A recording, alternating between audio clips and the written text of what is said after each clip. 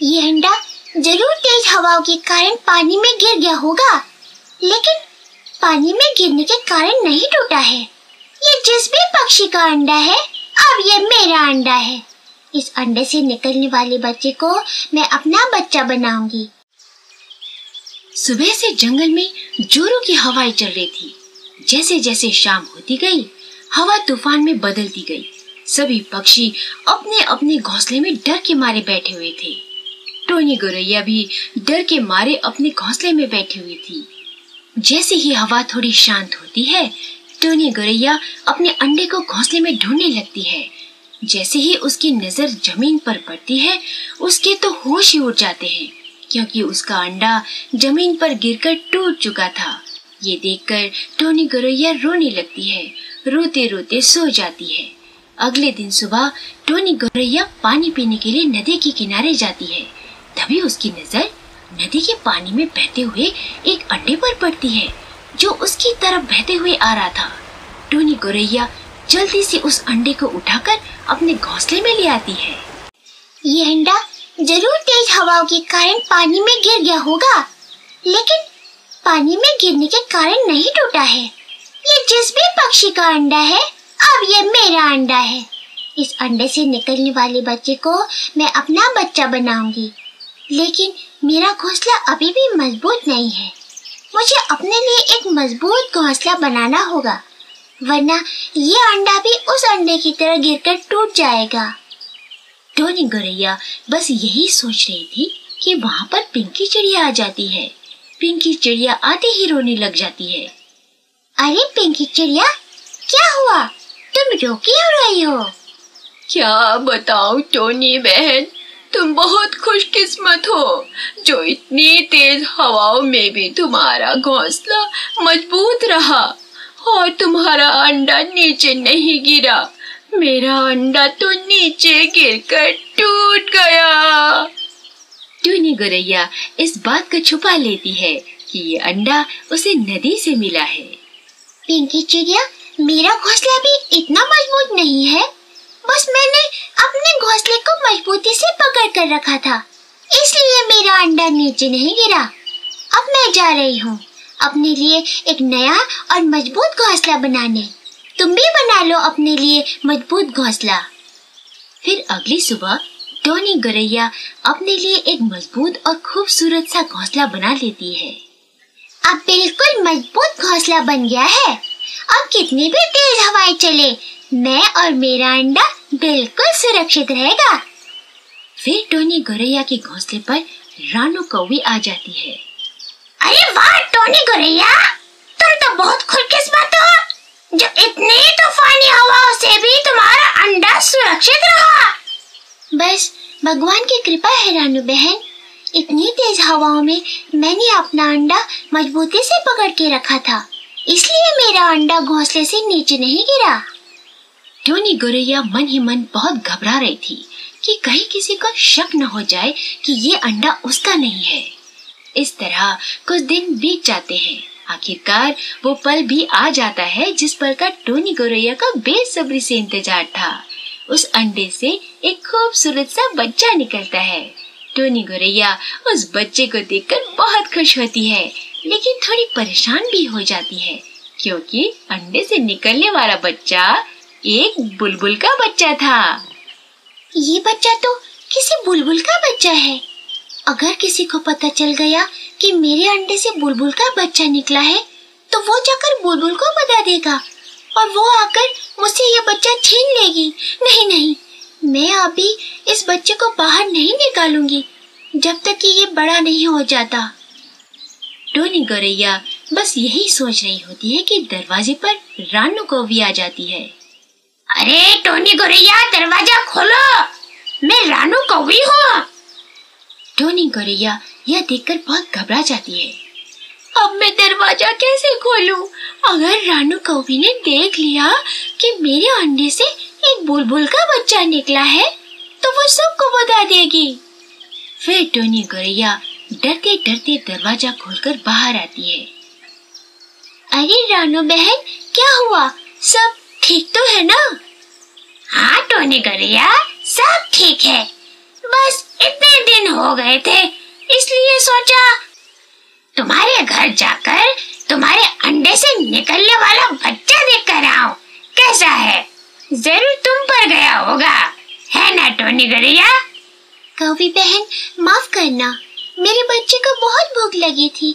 अभी अभी मैंने उसे कुछ फल खिलाकर सुला दिया है, तो तुम फिर कभी आना उसे देखने के लिए। अरे टोनी गौरैया, मैं कौन सा अंदर जाकर शोर करूंगी, मैं तो सिर्फ उसे देखूंगी।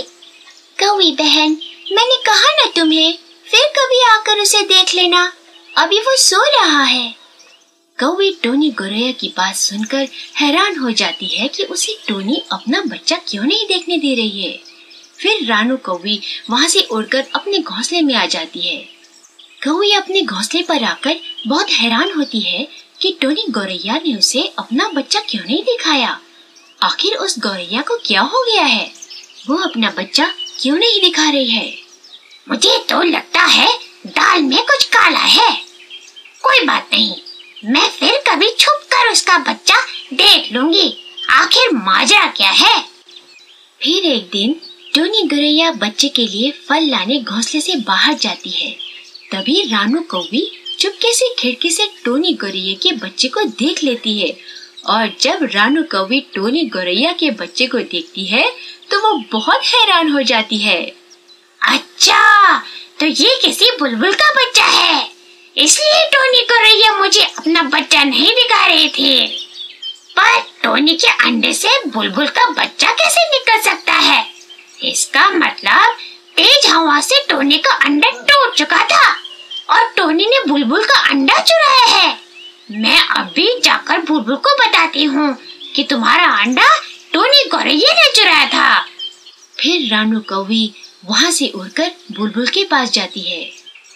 अरे रानू कौवी, ठीक तो हो तुम? कैसे आना हुआ मेरे घोंसले में?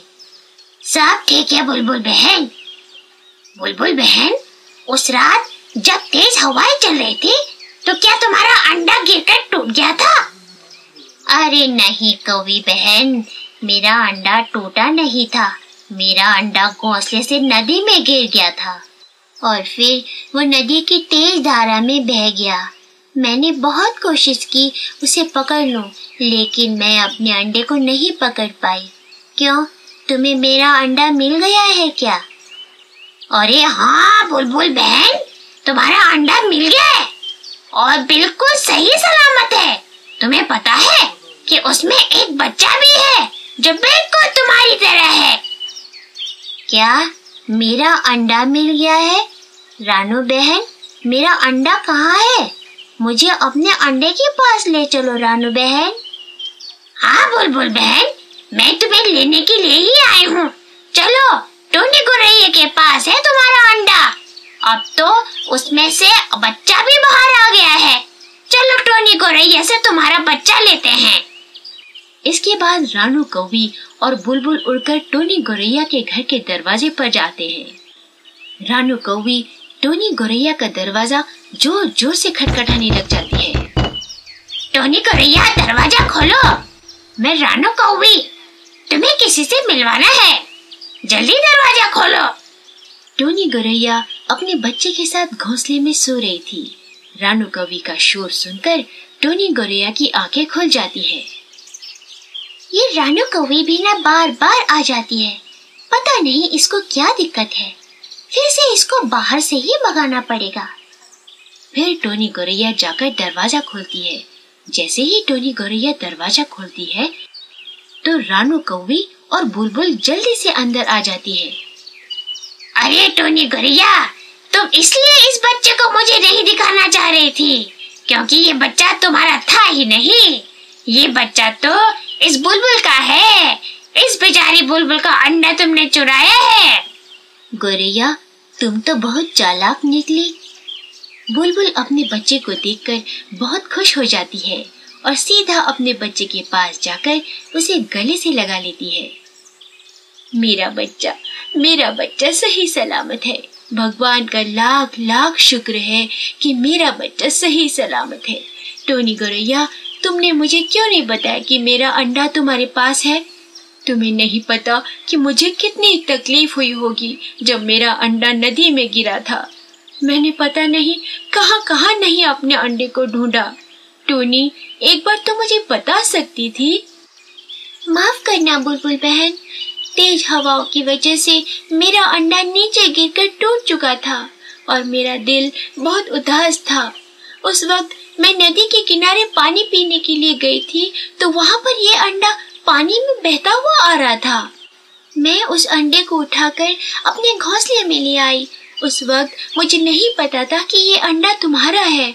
बस मैंने ये सोच लिया था कि जिस भी पक्षी का ये अंडा है मैं इसे अपने बच्चे की तरह पालूंगी। और जब कुछ दिनों के बाद इस अंडे से ये बच्चा बाहर आया, बुलबुल बहन, मुझे इस बच्चे पर बहुत प्यार आ गया था और मैं नहीं चाहती थी ये बच्चा मुझसे जुदा हो। बस यही मेरी गलती है। इतना कहकर टोनी गौरैया रोने लग जाती है। बुलबुल ये सब बातें सुनकर टोनी गौरैया के पास जाती है। टोनी गौरैया, तुम्हारा मुझ पर बहुत बड़ा एहसान है कि तुमने मेरे अंडे को सही सलामत रखा, फिर इसमें से निकलने वाला बच्चा उसको भी सही सलामत अपने पास रखा। टोनी गौरैया, मेरा बच्चा अभी बहुत छोटा है, इसलिए मैं इसे अपने साथ लेकर जाना चाहती हूँ। फिर टोनी गौरैया बुलबुल की बातें सुनकर कहती है, बुलबुल बहन, ये बच्चा तुम्हारा है और इस पर तुम्हारा ही अधिकार है। तुम इसे ले जा सकती हो। शायद भगवान को मंजूर नहीं था कि ये बच्चा मेरे साथ रहे। इसके बाद बुलबुल अपने बच्चे को साथ लेकर वहाँ से चली जाती है। तो दोस्तों, इस कहानी का कौन सा भाग आपको सबसे अच्छा लगा कमेंट में जरूर बताएं तथा चैनल को लाइक और सब्सक्राइब जरूर करें।